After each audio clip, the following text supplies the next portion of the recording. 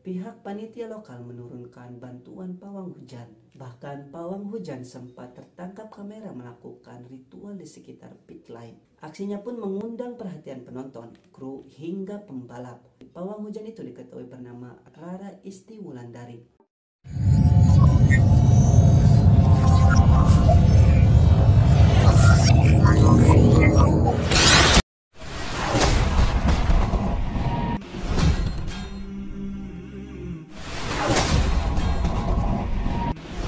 Assalamualaikum warahmatullahi wabarakatuh. Terima kasih sudah klik video ini. Apa kabar kalian? Semoga kalian dalam keadaan baik-baik saja. Oke, di video kali ini saya akan membahas yang sedang hangat diperbincangkan di dalam negeri maupun mancanegara, yaitu fakta menarik tentang sirkuit Mandalika dan kawasan penunjangnya. Tanpa berlama-lama lagi, langsung saja ke videonya. Let's go!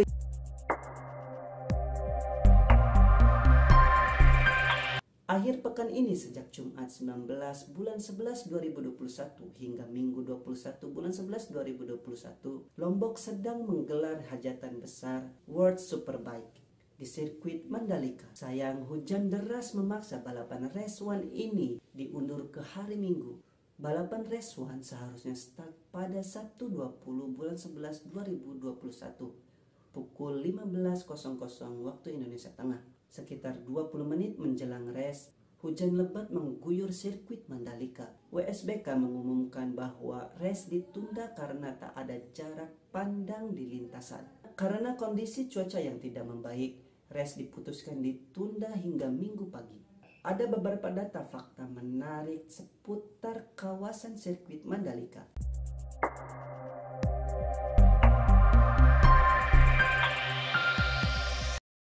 Sirkuit Mandalika dibangun sebagai sirkuit balap kelas dunia. Sirkuit ini memiliki panjang 4,31 km. Para pebalap harus melakukan total 17 tikungan.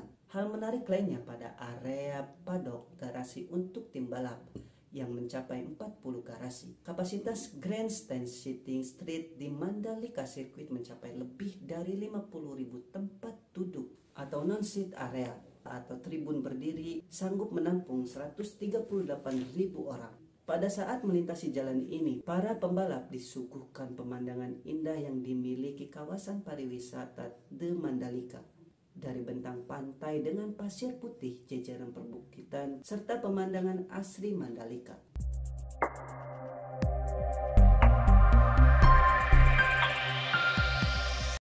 Pembangunan sirkuit Mandalika memiliki bangunan pit stop non-permanen yang diproduksi 100% dengan produk asli Indonesia. Bangunannya terdiri dari garasi di lantai dasar, tribun penonton dan VVIP di lantai 2, serta fasilitas pendukung lainnya di lantai 3. Pembangunannya sendiri dilakukan selama kurang lebih 1,5 bulan.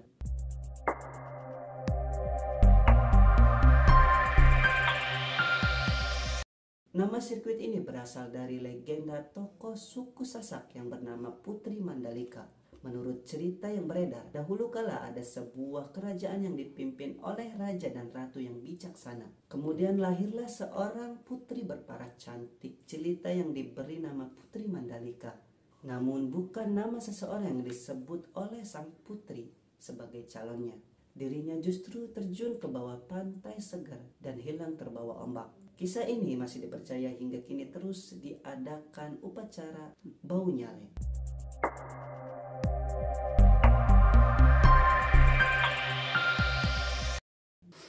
Area run-off di lintasan balap sirkuit Mandalika diberi motif batik yang memberikan keunikan tersendiri dari sirkuit-sirkuit kelas dunia lainnya. Motif batik ini dicat pada run-off tikungan ke-15 dan 16. Motif kain tenun ikat khas Sasak atau Lombok dipilih menjadi motif batik dari sirkuit ini. Warna cat merah digunakan untuk landasan utamanya dan cat putih digunakan untuk membentuk garis-garis motifnya.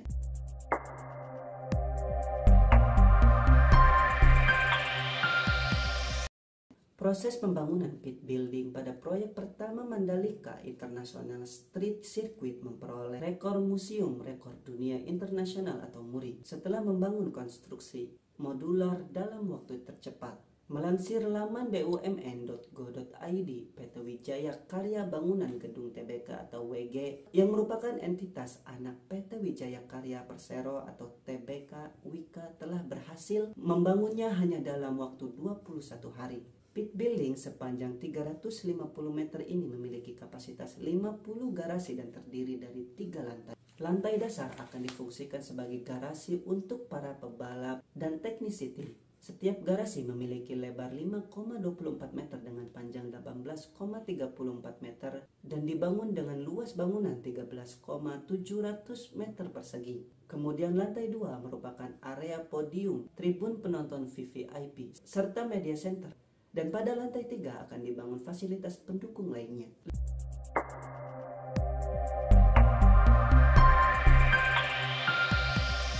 Lintasan Mandalika Circuit dibangun dengan teknologi pengaspalan paling modern bernama Stone Mastic Asphalt.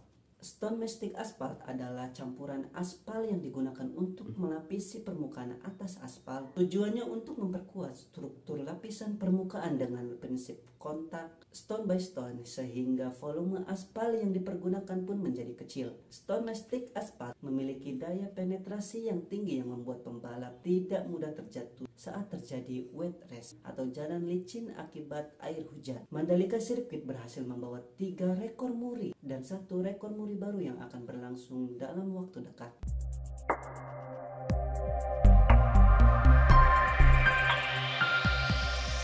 Dikutip situs Permen Parekraf, kawasan Mandalika disiapkan menjadi Bali baru dan kawasan ekonomi khusus. Hal ini membuat Mandalika banyak nilai lebihnya. Selain dapat menikmati ajang balap motor bertaraf internasional, kita juga bisa menikmati tempat wisata yang ada di sekitarnya.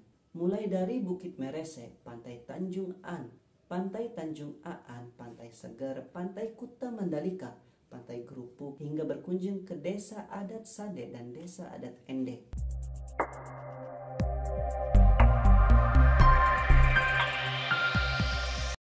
Diperkirakan dengan gelaran ajang balap seperti WSBK dan MotoGP di sirkuit Mandalika dapat memberikan efek baik bagi sektor ekonomi kreatif sekitar. Sekurangnya dapat membuka lapangan pekerjaan bagi 7.500 orang. Diharapkan pula nantinya dapat memberikan tambahan investasi lokal sebesar 150 juta USD. Ajang balap motor MotoGP diharapkan dapat meningkatkan jumlah wisatawan yang berkunjung ke Indonesia hingga 300.000 orang per tahun.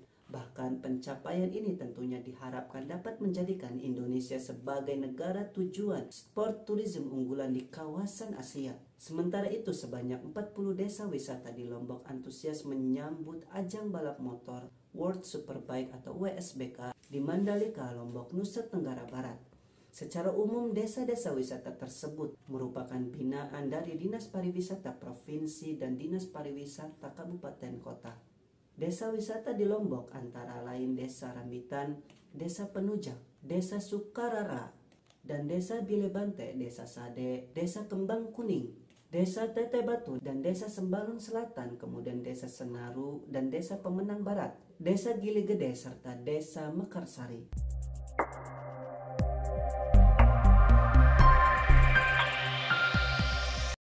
Di sirkuit Mandalika, pembalap Repsol Honda Marc Marquez dipastikan tidak mengikuti balapan MotoGP Mandalika 2022. Diduga Marquez mengalami cedera di kepala usai kecelakaan. Pembalap berjuluk The Baby Alien itu diduga gegar otak usai kecelakaan saat pemanasan.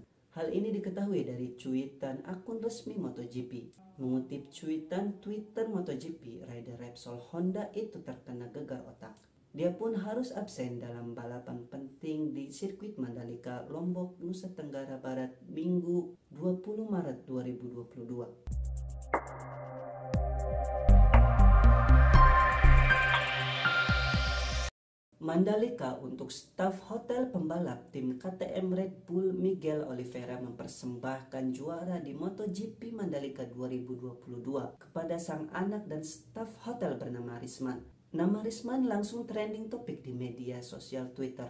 Dia pun senang dengan gelar juara di sirkuit Mandalika.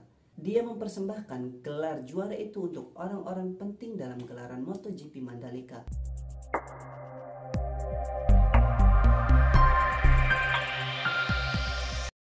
Aksi pawang hujan di MotoGP Mandalika 2022 menyita perhatian dunia.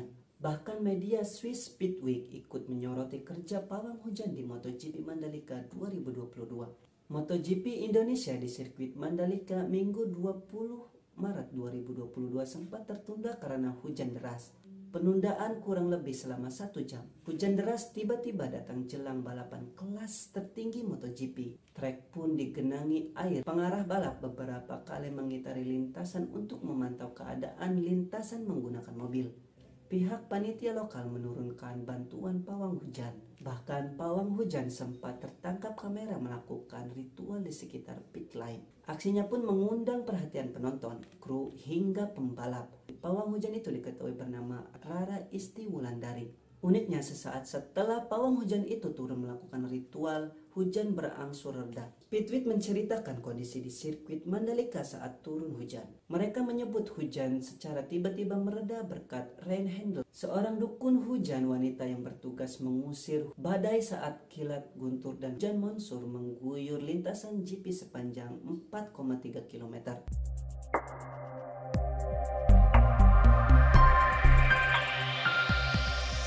Balapan MotoGP di sirkuit Mandalika Lombok, Nusa Tenggara Barat selesai digelar Minggu 20 Maret 2022. Presiden Jokowi menyerahkan trofi kepada para pembalap yang berhasil meraih podium yakni Miguel Oliveira, Fabio Quartararo, dan Johan Zarco. Usai menyaksikan secara langsung gelaran balapan MotoGP, Presiden Jokowi mengapresiasi kerjasama seluruh pihak. Dia pun mengucapkan terima kasih kepada masyarakat Nusa Tenggara Barat. Oke, itu tadi fakta menarik tentang sirkuit Mandalika dan beberapa kejadian yang sangat viral di media sosial. Setujukah kalian bahwa sirkuit Mandalika adalah sirkuit terbaik di dunia? Sebagai anak bangsa, kita harus bangga dengan adanya sirkuit Mandalika. Karena dengan adanya sirkuit Mandalika, dunia pariwisata dan Indonesia semakin dikenal oleh dunia. Dan jangan lupa untuk selalu dukung channel ini dengan cara subscribe, like, comment, share video ini ke seluruh akun media sosial kalian. Follow juga akun Instagram saya di @ibrahimbudi124. Terima kasih.